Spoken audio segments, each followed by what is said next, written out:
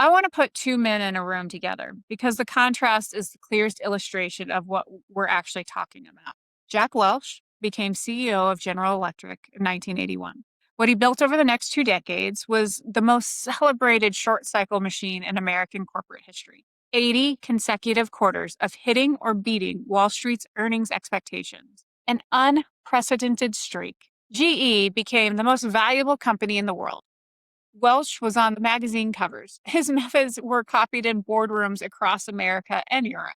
What he actually built was a financial engine that existed largely to smooth numbers. GE's financial division grew from a small internal unit to 40% of the company revenue and 60% of profits. Not because it created durable value, but because it allowed the company to move numbers across a sprawling international web of subsidiaries to meet whatever target an analyst expected.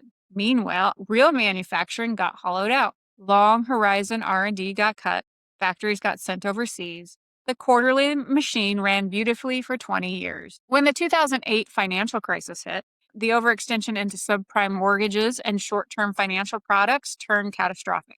By 2021, GE, once the most valuable company on the earth, announced it would break itself into three separate businesses. The 80 quarter streak had been funded by the company's long term vitality. Now, put Warren Buffett in the same room. Buffett built the most consistent long term investment record in history, running an insurance conglomerate out of Omaha, Nebraska. Since 1965, Berkshire Hathaway has compounded at roughly double the rate of the S&P 500, producing a total return more than 100 times the broader market over that period.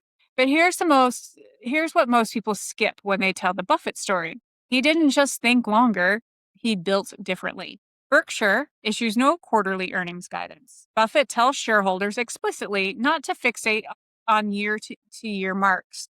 His shareholder letters are written for the owner who plans to hold for a decade.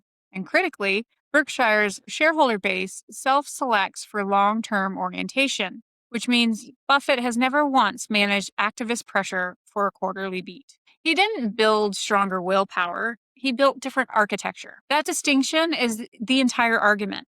Welch and Buffett operated in the same economy, subject to the same markets, the same macroeconomic forces, the same human psychology. The difference wasn't character. It was the scorecard each man was accountable to. One man's scorecard reset every 90 days.